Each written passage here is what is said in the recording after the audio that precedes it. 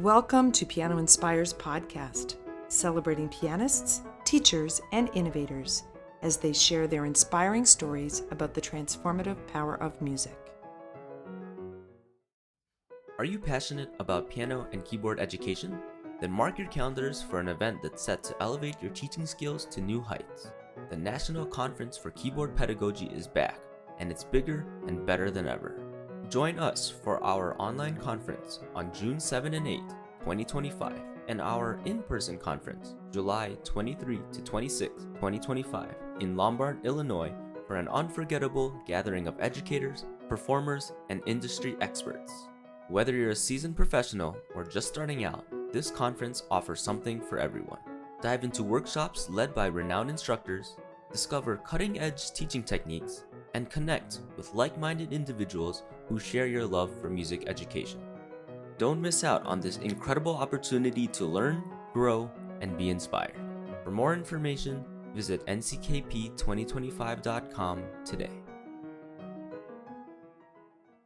Hello, I am Craig Sale, Senior Editor for Piano Magazine and Director of Online Courses for the Francis Clark Center. This Piano Inspires podcast is unique.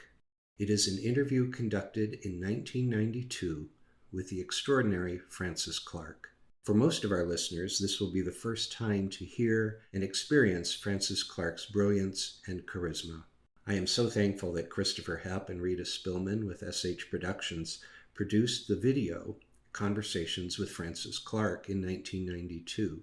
Francis Clark was such an extraordinary influence in my life, and I cherish this video, which reinforces the memories.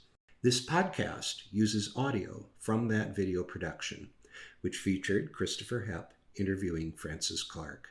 It is our hope that this podcast will help connect today's teachers with the incredible life and impactful teachings of Francis Clark. Please enjoy. The first thing I do need to say is how exciting this is for me, to be able to sit here and be able to go over your life and your achievements. It's personally an honor, and it's personally very exciting to be able to get to know someone of your importance, of your lasting contributions to our profession, and as somebody, as part of the younger generation, to be in this chair is a real thrill. So thank you. Oh, thank you. It's very nice of you to say that. Remember, I'm excited too. Fred Kern has quoted you as saying that you had always known that you wanted to be a teacher, and that the question in your mind was, what subject would you teach? When was it that you first realized that you would always teach? Well, that's a question very difficult to answer because there was no one moment. I just grew up teaching. I played teaching. That was part of my games. Getting children to come and sit on the front porch, and I taught them. And it went on that way even in grade school. If a teacher was absent or sick, it would be, Francis, would you come and take this class? It was terrible. I had no right to do that. They had no right to ask me, but there was no one moment. I never had the excitement of suddenly deciding I'm going to teach. I just always was going to teach.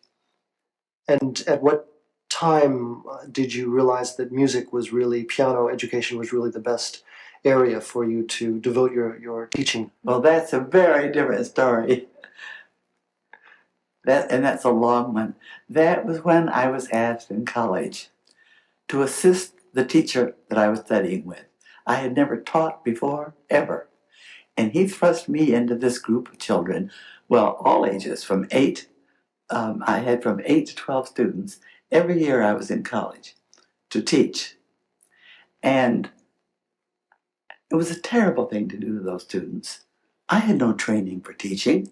I didn't know how to teach piano.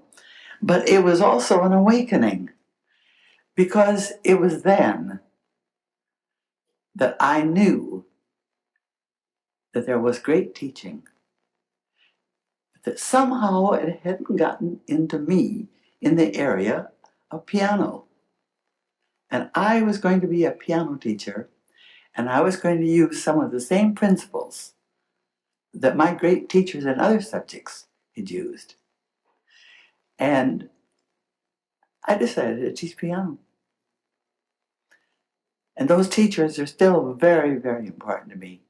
I think the Latin teacher I had in high school, who, when we translated from Latin into English or from English into Latin, she wouldn't correct any mistakes. We had to correct our own mistakes.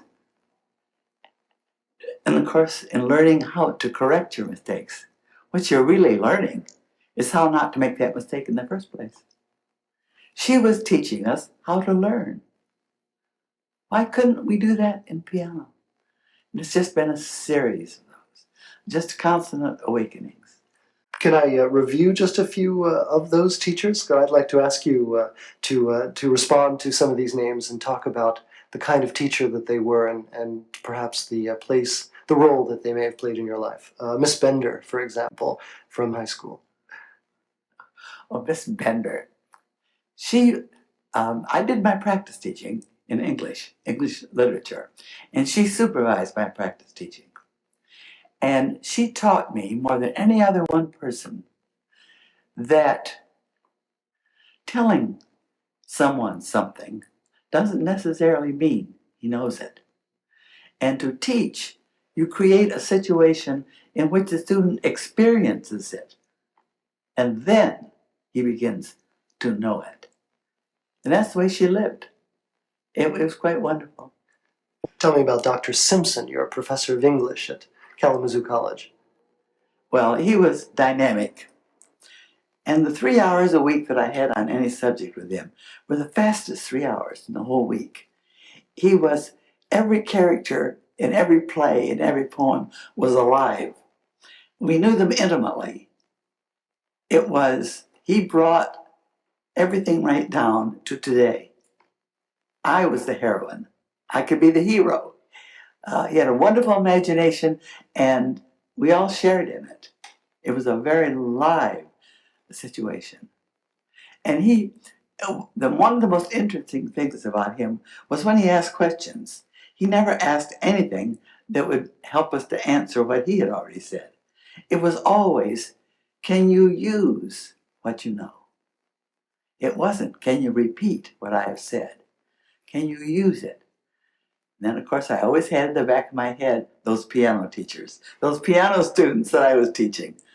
And how you could apply it. How I could translate it. Your first piano teacher, Minna Stewart. Do you really want to know about her? Yes, I do. Uh-huh. Well, in the first place, it was Mina Pyle Stewart. If you were to call her Mrs. Stewart, she would object because the pile in there seemed to be very important. But I could tell you a lot about her by just telling you about her first few lessons, my first few lessons with her, because they had a routine in them that I think you'll find fascinating. The way she made assignments was just to put a big check at the left of the piece. That meant I was to practice it. So when I came in the next week, I sat on the stool. She sat in a great big chair beside me, a big comfortable chair, because she was a big comfortable woman. And I played the piece, and she erased the check. I played the second piece, and she erased the check. And that was the process. I played, and she erased. That was the first half of the lesson. And then we came to the next part of the lesson, where she checked again. So she would go on and check the next piece and the next piece, whatever I was to practice, sometimes making comments, and sometimes not. And then the lesson was over, and she gave me a cookie. And I found out that she made good cookies. That's the lesson. Maybe we should move on to your second piano teacher, Sam Robinson. Well, that was very different.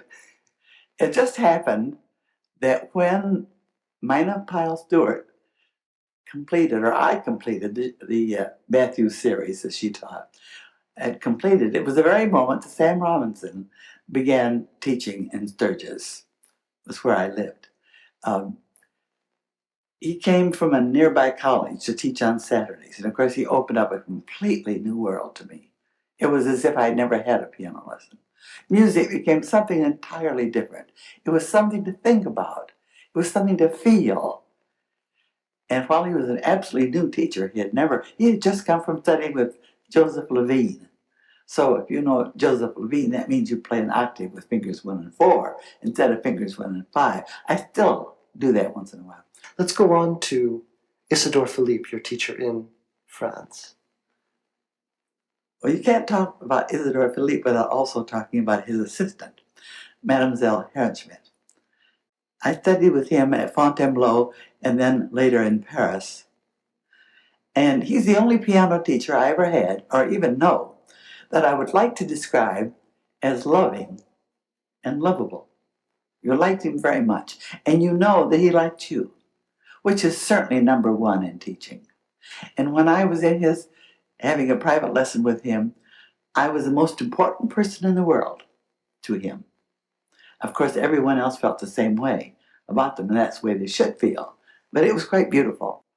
Around 1925, you were, while still an undergraduate, assistant to H. Glenn Henderson, who was professor of piano at Kalamazoo College. Yeah. And you began your first teaching experiences, and as assistant to him, you were a teacher without benefit of a pedagogy class or teacher training of any sort. How did you manage?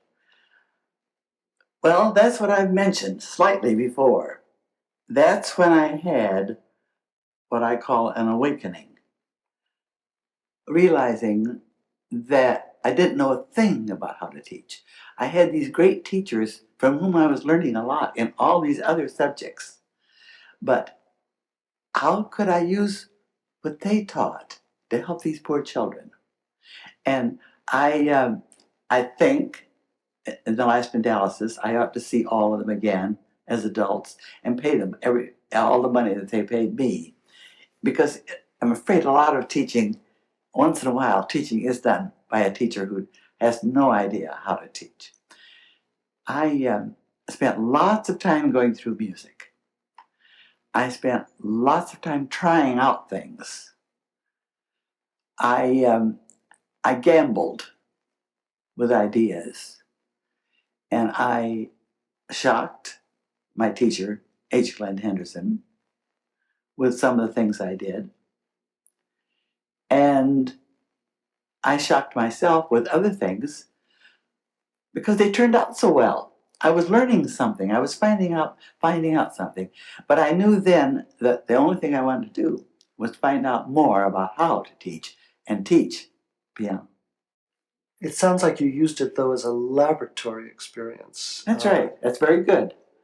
I didn't learn as much as I wanted to learn, but I did learn what I wanted to do next. I wanted to be a piano teacher. But you also showed the same kind of risk-taking that has characterized your career. I guess that's true. I think that's true. I wasn't afraid. You can't ever be afraid to be wrong, because you're going to be wrong part of the time. So do what your intuition tells you to do, and if you win a big percent of the time, you're on your way. And it provides a motivation for going on to next steps. Yeah. Following your graduation from Kalamazoo College, you taught high school English for 2 years. That's right. At Sturgis High School. That's What right. did you gain from that experience? Well, if you want me to be wholly honest, I gained enough money to be able to go to Europe for a year. That wasn't the whole thing, though. I loved it. I learned a lot. I taught English literature the way I was hoping I would be teaching piano, with some imagination, making everything alive, not having it be a class of recitation, but having experiences. And I really thoroughly enjoyed it. But I was resenting a bit the fact that I wasn't teaching piano. And I even wondered if I wanted to go on studying piano. At least go to Europe for a year to study, because I wanted to begin a studio.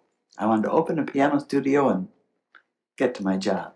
So you're saying that you knew before you left for Europe and your year of study in Paris that you wanted to get on to your career as a piano teacher? Yeah. So what did you gain from that year in France, and what did you bring back that influenced your subsequent career as a piano teacher? I did have the European experience Living there, being acquainted with people, seeing how the French loved music the way we did, that they were more knowledgeable than we were. I learned a lot about that we're not the only country in the world. And of course, I learned a lot more about playing the piano. I practiced 6 hours a day, of which 2 were technique, and Philippe wanted 4 hours of technique. And so did you come back with more vigor, more ambition to then find out more about the teaching act itself? Yes, and more ambition about continuing to study piano. Which you subsequently did with Guy Mayer. With Guy Mayer, Yeah. Right. I began studying with Guy Mayer as soon as I returned from Europe.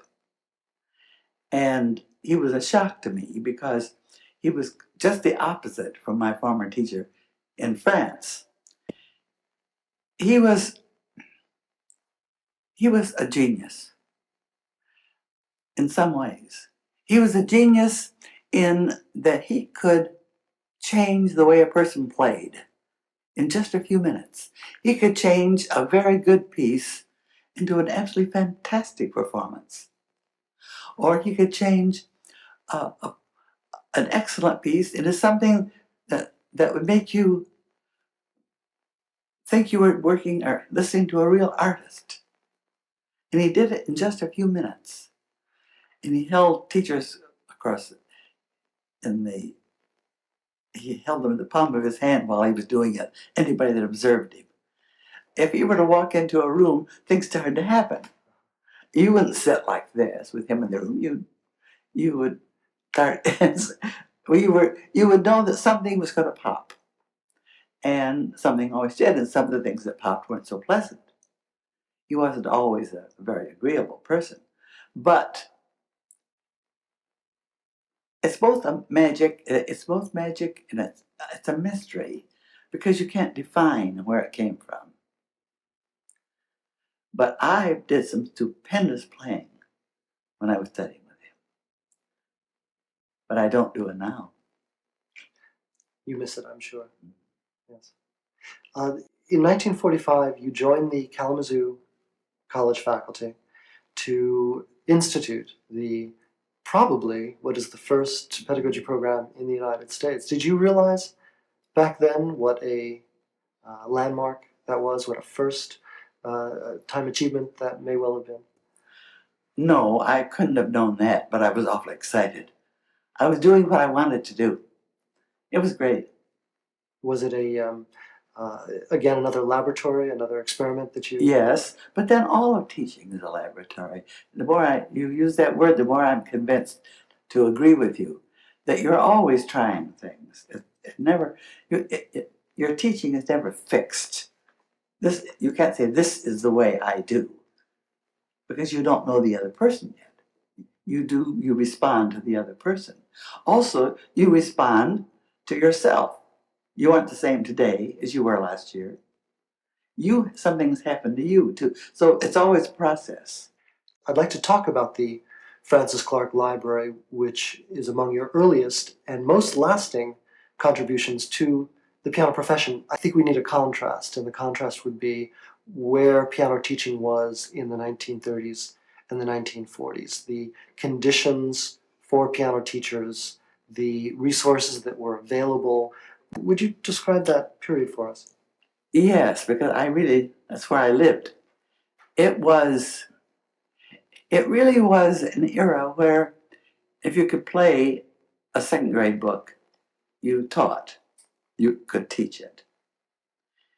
It was not the teaching profession didn't have status. I don't think it was considered taking any great mental effort. And I think that's why the people that I knew closely, didn't want me to go into piano teaching. They thought I could do something else, something bigger, something more important than piano teaching. And of course, I had just the opposite feeling that piano teaching could be very, very important.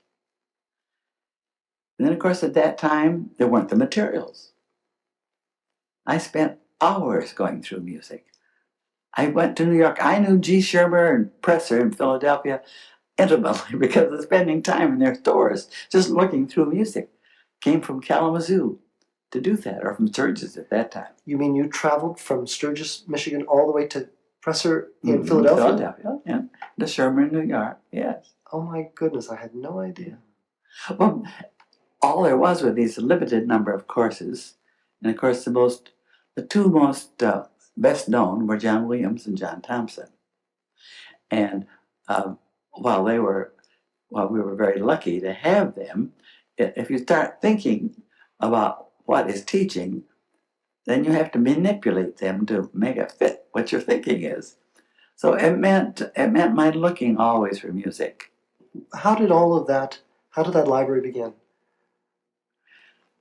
Well, a practical answer would be that 40 years ago, David Sengstack came to Kalamazoo to ask me to write a course of study. Any kind of course I wanted. The sky was the limit. I would have no interference from anyone else. And I had to think it over, of course. But the one requirement I made was that I wouldn't do it unless I could get Louise Goss to give up her teaching at the University of Michigan and come and help me. And here she was getting her doctorate, and she had a good position at the University of Michigan. And as you know, I won, and she came. She came with the idea of a few years while we would do the course. And of course, we're still doing it. Throughout the decade of the 40s, you had teachers traveling for miles around to hear your studio recitals in Sturgis, Michigan. And then when you accompanied Guy Mayer on his many workshops, teachers were equally interested in your approach to reading. Which I believe so too. I think they were. And my question is, what is it that, if it's possible to pinpoint, what is it that teachers were missing? I mean, they knew about, the Oxford series, they knew about John Thompson, they may quite likely have known about the work of Raymond Burroughs and Ella Mason Ahern. What is it that was still missing for them, and what is it that your approach and ideas were providing for them? Well, remember that books don't provide that. Books provide the material. They don't provide the how or the why. And among the teachers that I knew that came to me, they were all seemed to wake up, seemed to be fascinated by the difference in having a student discover something and being told something. So what they saw was something very active, something very living. And neither did they think that. Now, of course, there have always been great teachers. Always been, I'm sure. And that's, I certainly don't have a corner on how to teach teachers. But I do believe that music represents life. And if your life is maudlin, or if it's just doing one thing, doing page 10 today and page 11 tomorrow, there's nothing very exciting about it. But if you have a sense of adventure, your students will have a sense of adventure. If you have a sense of drama, your students will have a sense of drama. And I think the main thing really is in the children discovering for themselves that they can play beautifully, discovering for themselves they can do anything.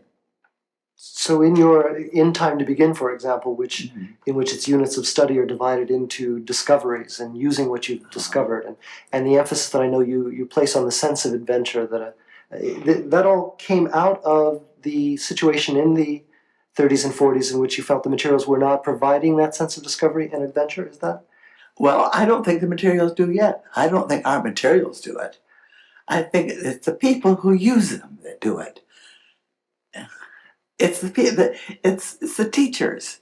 I have said many times that if I were on a far island and the only books I had to teach were some books that I didn't like at all, I could still teach. I could still use those books in some way. I'd maneuver around. It's the people. It's what you're thinking. What is your attitude? How do you feel about it? Is music an adventure for you? It's the most contagious thing in the world. And to see children learn is the most thrilling thing to do. Can we call that a definition of teaching, perhaps? Is that who a teacher is someone that brings a sense of adventure, a sense of discovery to a musical situation, to a piano lesson? Well, that's certainly one of the ways. What I would say the teacher creates the situation. Now, I don't mean by that the look of a room, or it'd be nice if it were pretty, and I don't mean equipment. I mean the state of mind of that teacher. Does that teacher have time to teach? Is that student just the very student he wants to see at that moment? Is the new music he's going to have this week going to be thrilling to both of you? You can't teach a piece of music you don't like. You're undone the moment you do. It takes imagination. A piano lesson should be a happening. Something happens at a piano lesson, so that when you walk out of the studio, you feel different from when you walked in. And one's life has changed. Definitely. In some Definitely. distinct way. Is there... And parents know it. What do you mean? Parents are aware that their children change. And it's interesting to see them at the school right now, to sit in the waiting room and see them walk out of a class or walk out of a studio. They're happy. It's a happy situation. In fact, teaching and learning is the happiest situation there is. If I had just one thing, we want the parents to be interested. And the interest can show in just when the child comes home from his lesson, tell me about it. Or play something for me. It's an interest, of course, incorporates a lot of other things. Making sure that the student is on time for the lesson, that he practices every day. That it's a three-way thing for us. The student is always right. The student is always wonderful. And how he gets along depends on the teacher, the parents, and the material that's used. There's not a child that isn't wonderful. And you've always felt so strongly that this music was in them. That's right. Yes. And so the teacher then uses that inner sense, the intuition that they are musical, and then uses the parents to support that. Can we say that? Yes. You're making some very good summaries for me. Well, thank you. I think you've said a lot right there.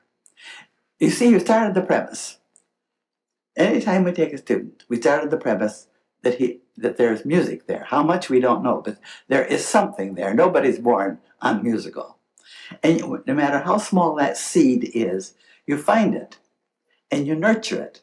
You water it. You put it in the sunlight and it grows. And the faster it grows, the more it grows, the more wings it has, and it spreads. And the child who doesn't seem to be musical suddenly is playing very musically. And he's very thrilled about it.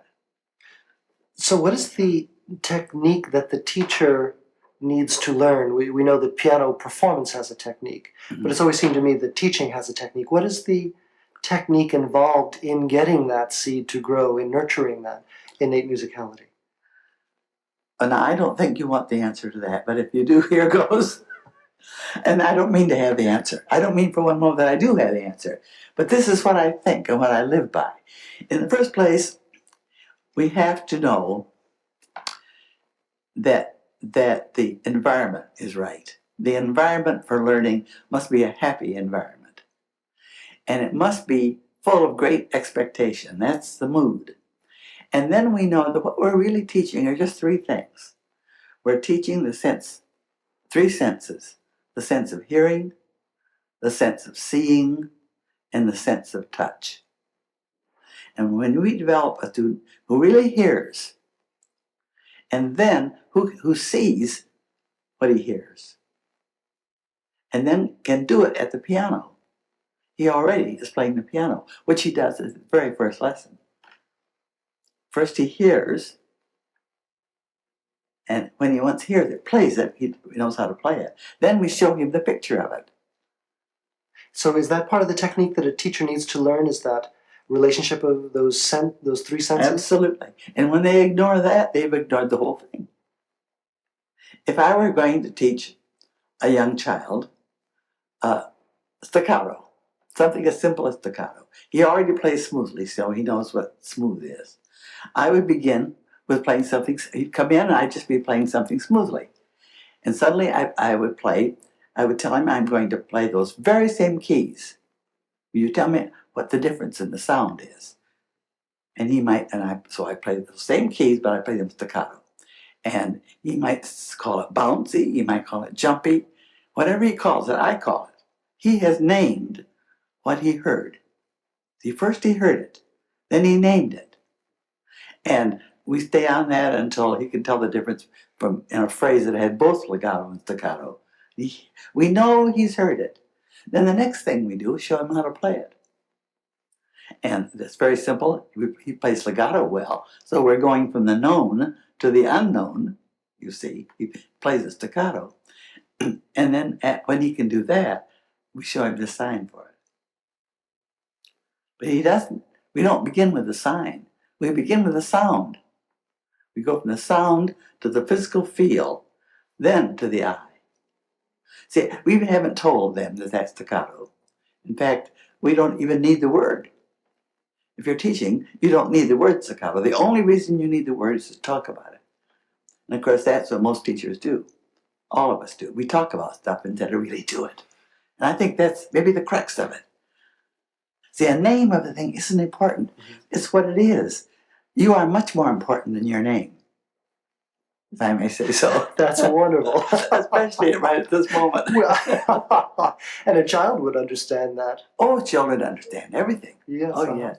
You see, adults, as we grow older, get so full of information that we've lost part of our sense of adventure and part of reality. Because of what kinds of reasons? What happens with adulthood that we start to lose that risk-taking? Well, I lay it to the way we stack up information. We have it. So we get it on the TV, we get it in reading, we get it in school. Even schools are trying hard to get rid of information and get into what is learning. And the movement, I think, in some schools today is beautiful, where the children, the main thing they do is learn how to learn. Now, you're getting into a very controversial area because now we're in a back-to-basics movement, and there's so much consternation about the fact that the emphasis on process, the emphasis on learning how to learn, has not been successful. Yes. That's the accusation, Yes. but you firmly believe that it has been successful, or that it is successful. Oh, well, we know it's successful when it's used. If you get with someone on the subject of education, that it always comes around to it comes around to John Dewey, for one. It comes around to the fact that we need to create experiences for the person. You must have the experience and then the name for it. It's always that. Think what would happen if the child had experience practicing the way you want him to practice, and then finally called that practice. So that when our children take a piece of music home, they don't take any piece, they'll ever take a piece that has anything in it that they haven't already experienced. So their job at home is merely to put together all these things they know. That's what practice is. It's not stumbling. It's not hard work. We don't hard work the piano. We play the piano. Francis, let's talk about the circumstances that led to the formation of the new school of music study. You were in Westminster Choir College at the time. And how is it that the new school needed to be created in light of your obvious success with Westminster Choir College? Dr. Williamson, the president of Westminster, had heard about us, and he asked Louise and me to come here to be head of the piano department and to start a piano pedagogy department. I certainly think it's wonderful for undergraduates to study piano pedagogy, but we also had to meet those people who had already had at least a Bachelor of Arts, and we even had people who had already had their masters. And that wasn't possible at Westminster at that time. And so we started our new school. And I think that school was destined from the beginning. I think it began possibly back in Kalamazoo when I was teaching that first pedagogy course. There had to be a time when it could be concentrated in one place, in one building, with one ideal. And it happened then. And what was that ideal? A whole year when the only thing people worked on was either performance or learning how to teach. It meant hours of work. It meant hours and hours of teaching, practice teaching, because it was simultaneously observing teachers, having classes on how to teach, and doing teaching, all the very same day. So how did it feel that first day in September of 1960 when the doors to the new school opened for the first time? Well, you want to know the truth? Yes, I do.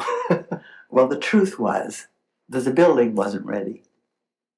And we actually opened that very important school to us, in 3 churches on Nassau Street. It was chaos. Imagine all those children going to 3 different schools, 3 different churches to take piano lessons. And I think that lasted for about 6 weeks.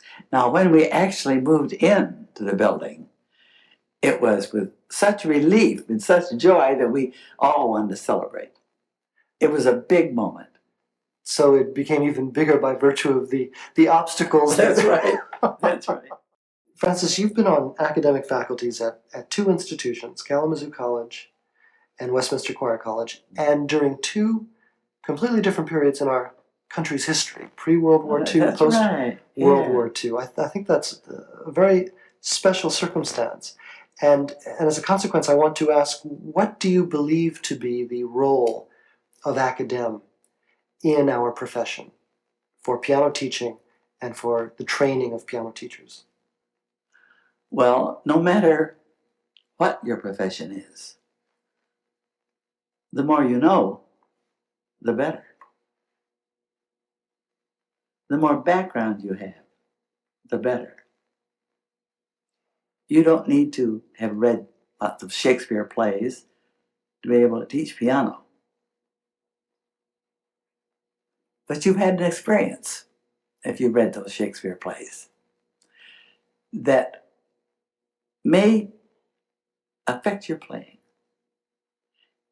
It's what I said first. The more you know, the greater experiences you had, the richer you are. I guess my question really is this. What does piano pedagogy provide to aspiring pianists who are indeed someday going to teach? I want them to know more about children. I want them to know more about what to expect of them at different ages to be able to teach. That's a study all in itself. I want them to know the history of education. How did it develop? What did we learn from Socrates? What did we learn from Comenius? We have all this store of wonderful thinking that we're not making use of. How have we progressed as a profession? What is it that we do better now than we did before? And what do you believe we still have yet to do? Well, I think we progressed greatly. I think if I were to think about what I thought about teaching 50 years ago, what went on 50 years ago, and today, I would know one thing for sure: the standards for performance are much higher. But I think more important than that is the interest in people, the interest in the person who's learning. I think they're taking over. Do you really? I really do. That's marvelous. Or maybe I'm just hoping it. I know that's what we're trying to do. You feel that teachers are developing a sensitivity to individual students. That's right. You see, this is a people profession. It's not done through machinery. It's not done through equipment. It's one person, the teacher, teaching another person or a group of persons. So it's a with thing. We're with. It's not like doctors who do something for you or something to you, or lawyers who do something for you. Teachers do something with you. It's a with. And when the student is learning, the student is happy. And when the student is learning, the teacher knows that he is taught, and he's happy. So it's all very happy. Francis, I'm going to ask one last question. If you had just one charge to give to every piano teacher in the United States, one great priority that you would want all of us to keep in mind every time that we taught, what would that charge be? Now, when you're teaching first the student. Second, you're teaching music. And third, piano. The Francis Clark Center is a not-for-profit educational organization that serves the advancement of piano teaching, learning, and performing. Divisions include Piano Magazine, Piano Inspires Kids, Journal for Piano Research, National Conference on Keyboard Pedagogy, the New School for Music Study, Piano Education Press, International Online Teacher Education, and Piano Inspires Online Community Hub. Please visit us at pianoinspires.com to learn more about our impactful work and inspiring community.